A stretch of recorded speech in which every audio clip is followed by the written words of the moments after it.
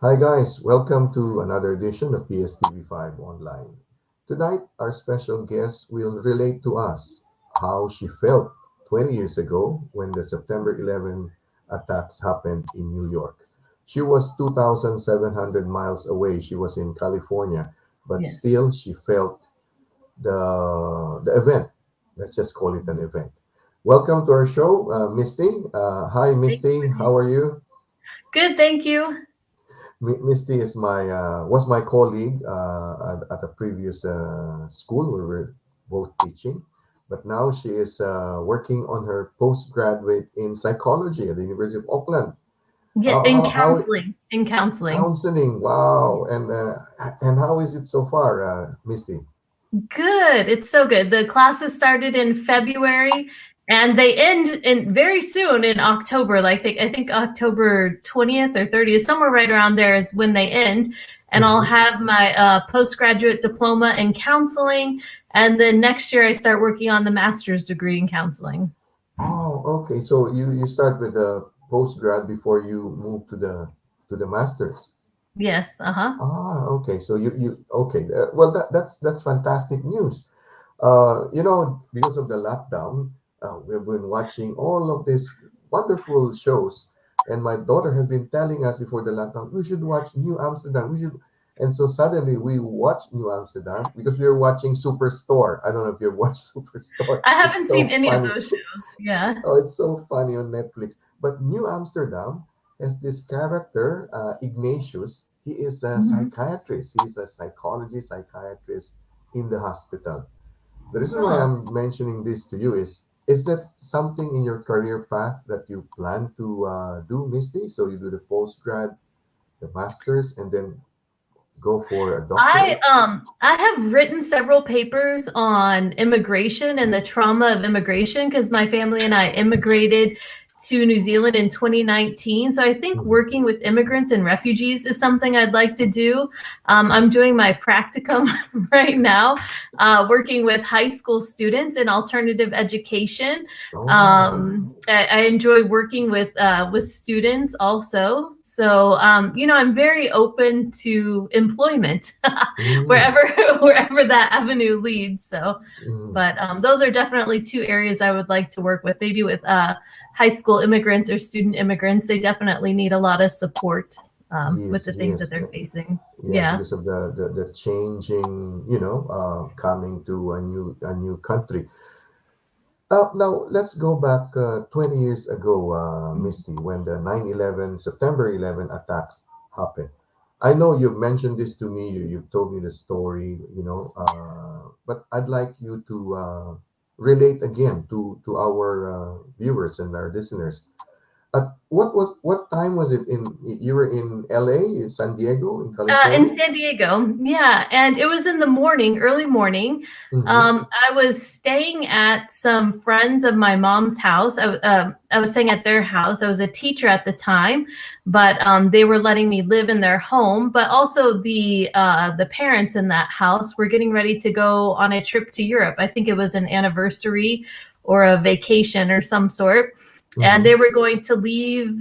I believe later on that day, and I was going to look after their daughter, who was probably about 11 or 12 years old at the time. And I just remember I was in the bathroom getting ready for work, putting on some makeup or something, and the Mm-hmm. daughter just started screaming downstairs, and she said, "Come here, come here, come here, you have to watch the news, something really horrible is happening." And we Mm-hmm. were very confused. I remember the mom was in her room getting ready, and I was in the bathroom, and we were like, I was thinking to myself, what could possibly be happening? And we went downstairs to look at the television with the daughter, and we could see that a plane had flown into a building. And Mm-hmm. everyone was really confused at that point in time. Like, was this a mistake? Was this some type of accident? How could this have happened? And we just kept watching the television in shock and horror. And not too long after, the second plane went in, and we knew that it wasn't an accident at that point in Mm-hmm. time. I think everyone realized by that time it was some type of horrible event that was unfolding before us.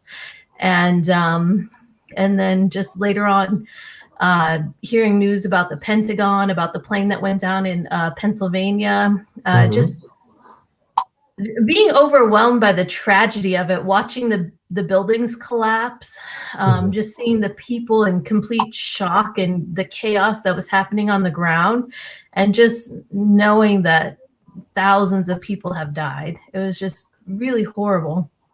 But And I you were went not.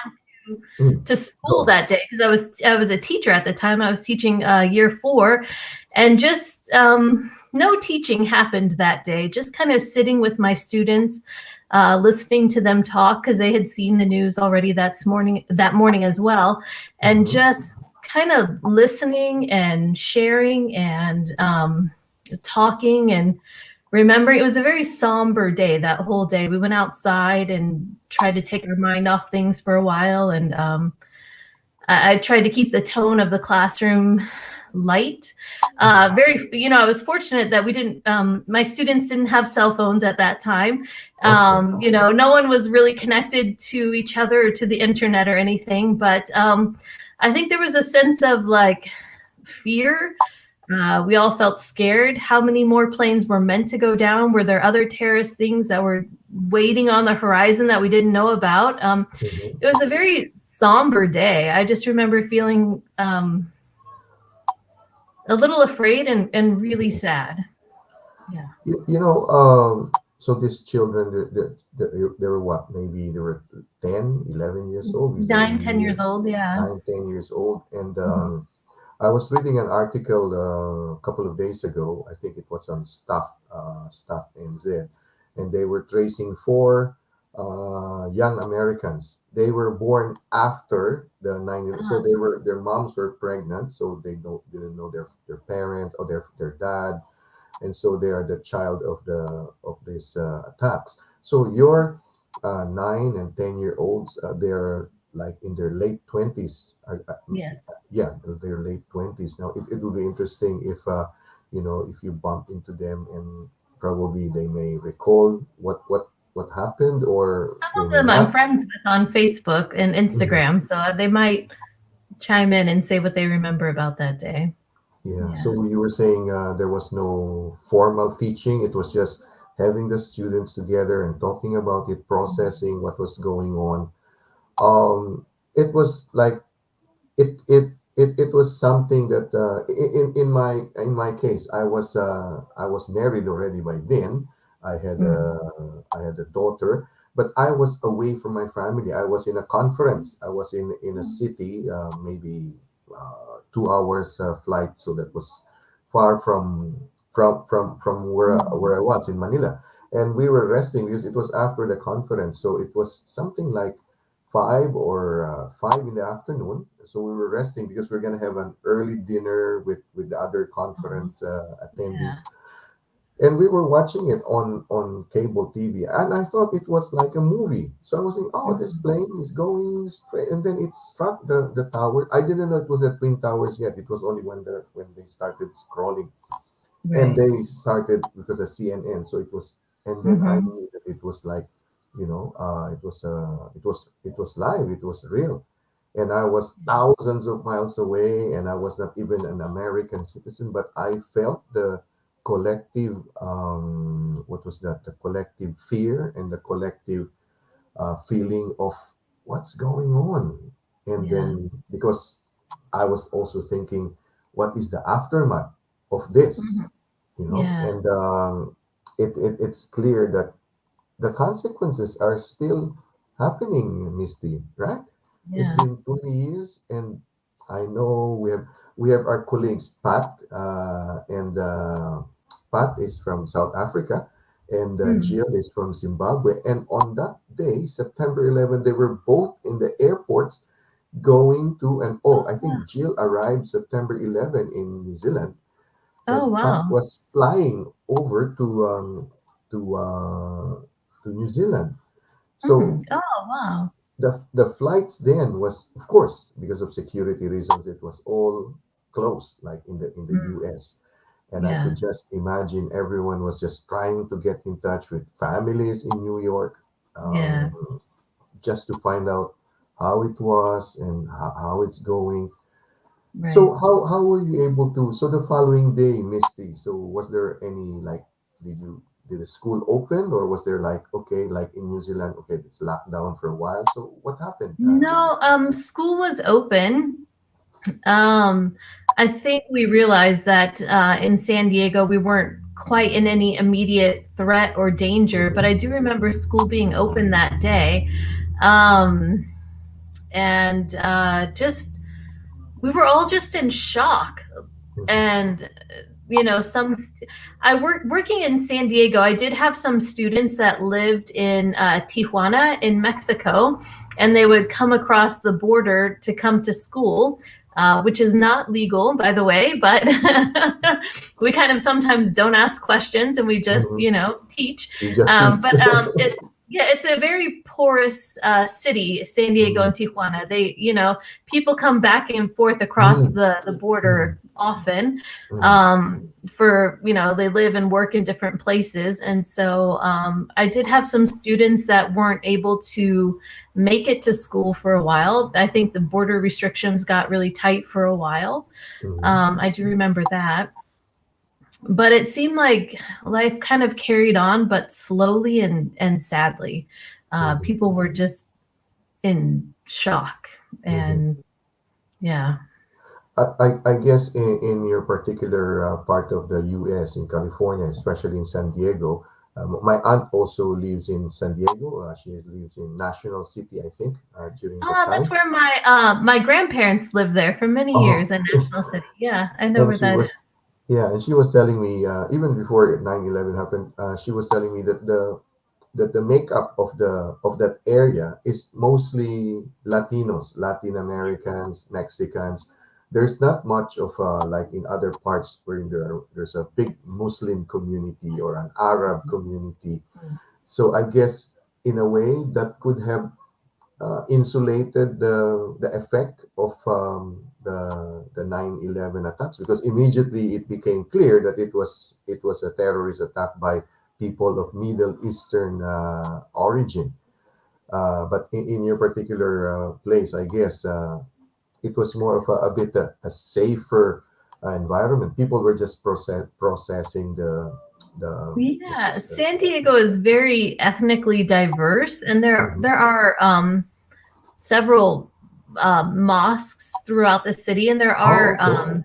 yeah, it is a very ethnically diverse. Although I would say it's very dominantly Hispanic, with lots of Mhm, immigrants from that area. But it is diverse, and there are yeah, mhm, mhm.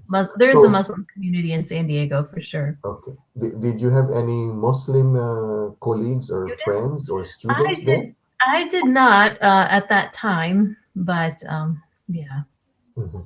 You were originally not from San Diego, was it? yeah. Which part of the states did you grew up, Misty? No, I was from San Diego. I was born in San Diego. Oh, okay. So Yeah. California girl. Yes. The California girls. What's that song? Yeah. And so born and raised in in California. You've been you by that time you've been teaching for how many years already? Around when it was Just a few, maybe 2001. 3 years or something, not very Mm-hmm. long. Yeah. Mm-hmm. And in the same school, you were teaching in the same school, or was it a new No, school? I graduated from college in 97 and I taught for a few years at a school in Guam. And then I felt very homesick. And so I moved back to San Diego. And I think this was my first teaching job after moving back to the States.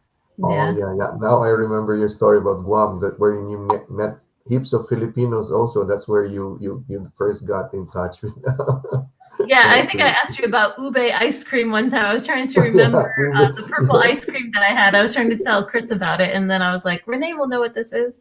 Yeah. Yeah, and I was prepared to no, I'm prepared to share that with you when the housewarming comes back. Hey. Lovely. That'll be nice.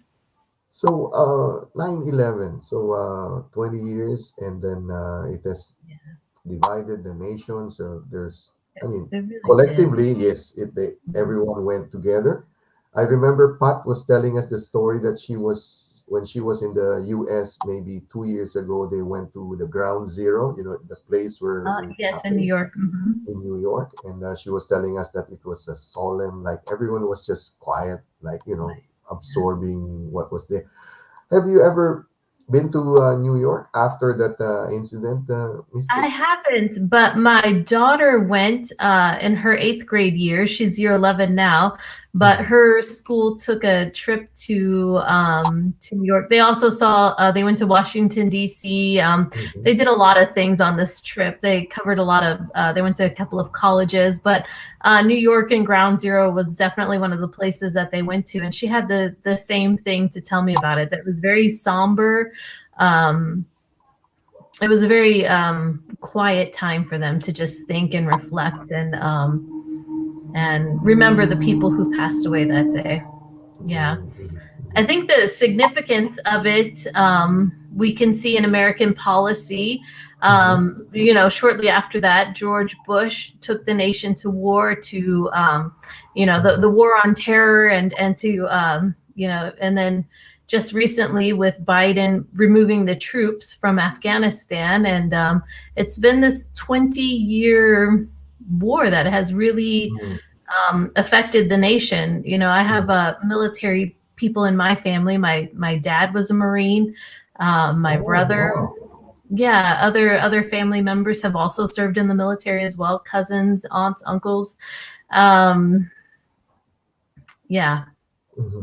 Because San Diego is, there are a lot of Filipinos in San Diego who are also, employed in the military, especially in mhm, the San Diego, the naval station, the naval base in yeah. San Diego. A lot Yeah. of them at the Naval Hospital work in the medical center there. Yeah. Yes. Yes.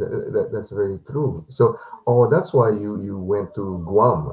Was your dad stationed in Guam? So No, that's no, why I you. just went on. I went on my own. Oh, okay. Yeah, the principal of the school came to this college that I attended looking to hire Mm-hmm. some teachers, and I thought, Mm-hmm. that sounds like a fun adventure. I'll go Mm. there. So that was your OE, your overseas experience, huh? Yeah, But you love teaching, I Misty. do. It's something that what makes you, why do you teach? What is it in Mm. teaching? Even if it's in America, New Zealand, the Philippines, we don't get really paid that much, but the Ah, amount of I know, work that we right? put in is, but we still do it. What is in teaching? I love connecting with my students. I love that feeling of like just being with this group of students for an entire year and just growing together collectively in knowledge and who we are as people. Hmm. I love help shaping the lives of the youth of today, just knowing that I'm a part of like their journey and their growing process. I don't know. I feel like it's something I'm good at.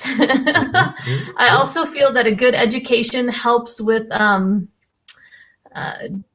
benefiting society as a whole, right? The better educated we are, the more intelligent we are, the better society will be. And Mm-hmm. hopefully I'm helping to impact a generation of students who are kind, empathetic, thoughtful thinkers, civic minded people. So Mm-hmm. yeah, I just really think there's a lot of value in good education.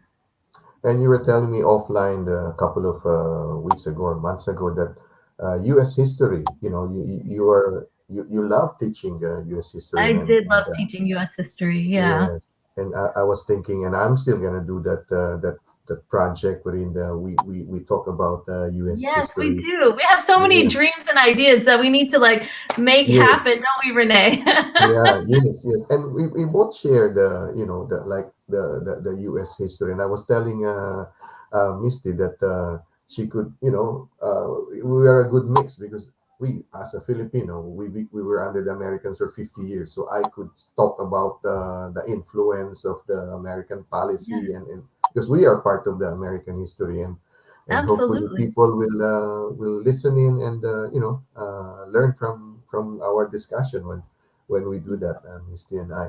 Because, I mean, when we teach, well, history is like, it's always there. I always revert to historical figures or situations for the teaching moments. And Yeah. right now, Misty, you're a full-time student at the University of Auckland. Do you miss teaching? Sometimes. Sometimes. I am looking Because, forward to getting into counseling and just sitting with people and listening and impacting their lives that way. But I do sometimes miss teaching. It's a really wonderful. It's a very rewarding profession.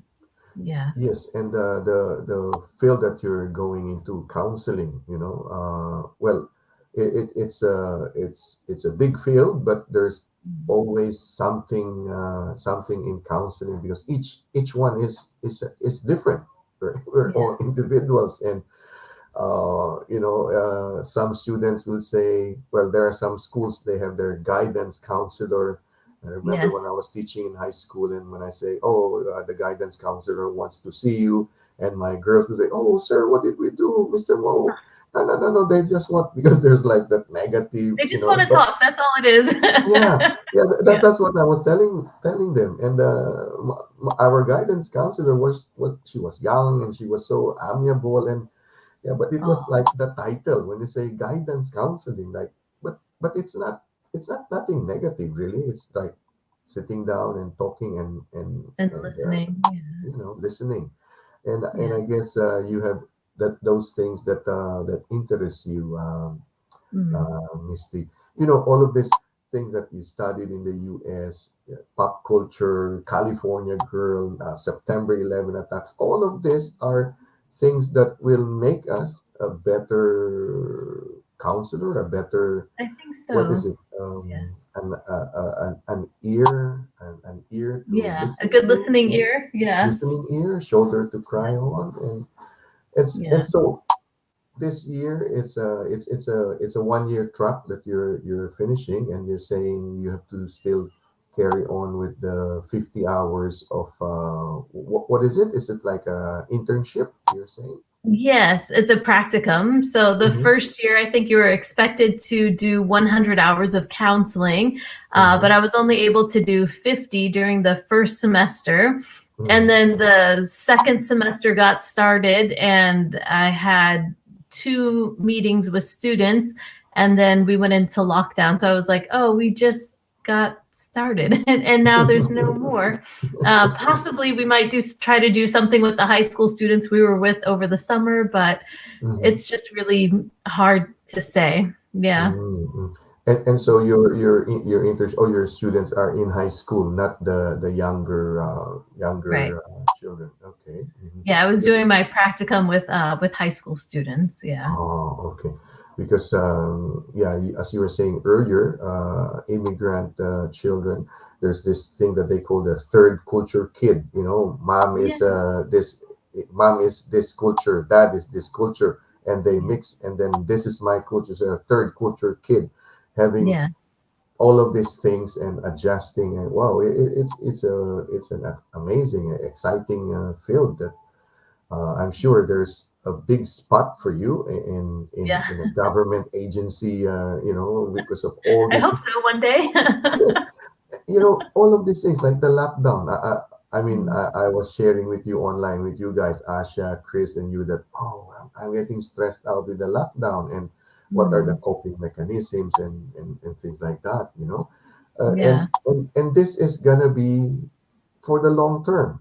I mean, this lockdown, maybe we of Yeah. course, we will get out of this one, of course, but then there might come a next one, and then the Yes. world is totally changed. You can travel, you Yeah. can go anywhere. I mean, far from your home. You can go to the states and vacation That's because they might that's lock something down. that And I'm hearing from clients right now. I had some counseling sessions today, and Mhm, I hear from people they feel a bit stuck or trapped or definitely mental. The mhm, lockdowns are taking a toll on people's mental health. We're meant to just be at home unless we're going to the grocery store or like out for mhm, a walk in our neighborhood. But I think just the thought that you're not allowed to travel or visit mhm, family, it feels a bit emotionally overwhelming, I think. mhm, mhm, Um, we've had family get-togethers over Zoom and Mhm. talking to different people, and that feels nice to still be able to Yes. connect. You know, Mhm. thankfully there's a lot of technology that helps people connect, but it's not quite the same as being in the same room as family members. So Yeah, and also coping with family tragedy, deaths. I see Facebook has become like a big obituary. Every time I open it, someone that I know has passed away. Well, of course, because of the technology, it is immediate. You could easily access it. But it adds to the not to the depression, but it adds to the sadness. it I'm not does. really much Yeah. depressed. I'm more of sad because maybe I'm old Yeah. school that I can't reach out. I can't, Yeah. it adds to the sadness that you see and hear of Mm. people that, I mean, September 6th, I just popped in my messenger. One of my students passed away, COVID and Oh, complications, 34 years old, single, I'm and like so with a sorry. Oh. budding career. So it's like, yeah, Mm. last night she had her like an online necrological services. So we were Mm. all on Zoom. Well, I put my picture because I don't want to see me crying or what. But it's that Mm. sadness of, and I think that's wherein people who they're, Missy, it's good that like you're my friend, so we talk like and I Yeah. share. But sometimes there's a point wherein you need a trained person, Mm. like a counselor, a Yeah. psychologist, to process these things, right? Yeah. Because Yeah. To help and that's process. wherein Yeah. people that are professionally trained will be Yeah. able to do this. That's why I said, oh, there's a good spot for Yeah. Dr. Misty Peoples. Yeah. Oh, thanks, Because Renee. yeah, because it's I could see you already. I could picture Mhm. you in, like what I see in the movies and all of that. But Misty, there is no conflict really with, because some people will say, oh, I'll go to my priest, I go to my pastor, I go to my imam. I want to talk to.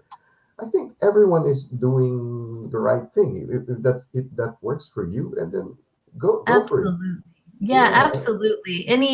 Anyone who is helping you with your mental health is hopefully a step in the right direction. Yeah.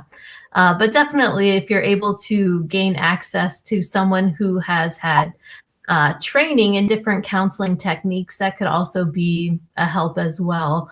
Hmm. They might know different insights that other people who haven't been trained in that profession who could be able to help a little bit further. But definitely, if you have someone caring, like a pastor, imam, or just a auntie, uncle, spouse, Hmm. partner, someone who can listen, empathetic listening is really helpful for sure. Yeah. And looking forward to see you. Carry on with your career, with your studies, and with your career. Yeah. And maybe being in the same space as what we did before, when Yeah. we just email, call each other. Missy, what should we do with this one, this module, blah blah blah, and all of those things. And I remember me and my students crossing the bridge, coming over to Takapuna, to our Takapuna campus last December, and that Yeah. was That so was so wonderful. fun. That was such a Yeah, great day. yeah, and I was, guys, our campus in Takapuna is maybe 5 minutes walk to the beach, and I'm Yes. always so envious of Misty because our students have intellectual disabilities. So Misty will just, okay, guys, let's go to the beach. Every day, if it wasn't pouring down rain, if we had a chance, we would absolutely go to the beach every single day and just Mhm. enjoy the sunshine and just listen to the ocean or just Yes, and walk in the connect sand, in some way. and Yeah. there's this like a small playground where they can seesaw and do all of We these would sit things. at the And picnic table. We had our favorite picnic table. yeah, and We there would was that gather spot. around and have our There's morning tea and just talk to each other. Yeah. there's that spot where that bench, and then it looks at Rangitoto Island. But we sat there and we're just looking at it, these are all calming effects, and these are, Mm, I think, these are maybe mechanisms for us to cope with yeah. depression, with the lockdown, and because like Definitely. right now, people can still go to places as long as they keep social distancing and then Right. And face they're wearing mask. their mask. Yeah. Yeah, because they're not in the bubble. So because that's still part of having that access to nature.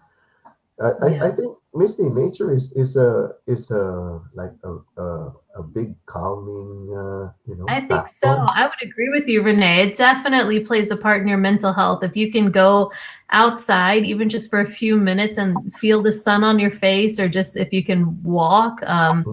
I like to put my feet in the sand or Yeah, just sit and yeah, listen to the ocean. I like it because I feel connected still to my people in California because we're both sharing the Pacific Ocean. They're just over there and I'm over yeah. here, but it helps me feel connected Yeah, for exactly. sure. Because just across that big ocean, if you Yeah. look towards the east, then you could see like the Americas, like Guam, Hawaii, and Yeah. California. And so your families are all right. They're all in San Diego. And No, they're all over the place. I have a brother in the greater Dallas, Texas area. I have my oh, older brother is in San Diego still. My dad is up in Seattle, Washington area.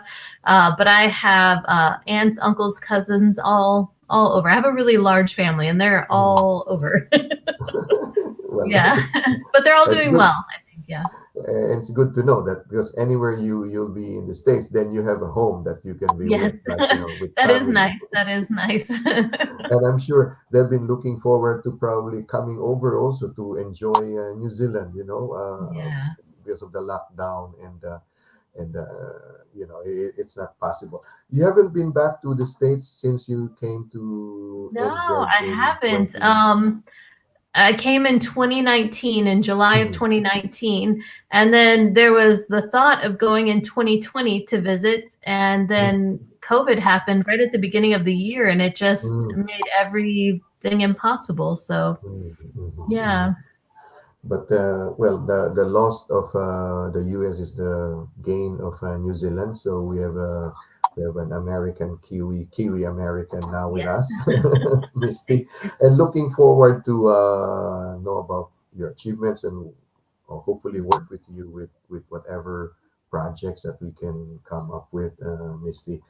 The 9/11 attacks was a big tragedy, but yeah, as a people, the Americans were resilient, were able to rise above above yeah, the event and the challenges, still coping with whatever it is that is the after effects of this September 11 attacks.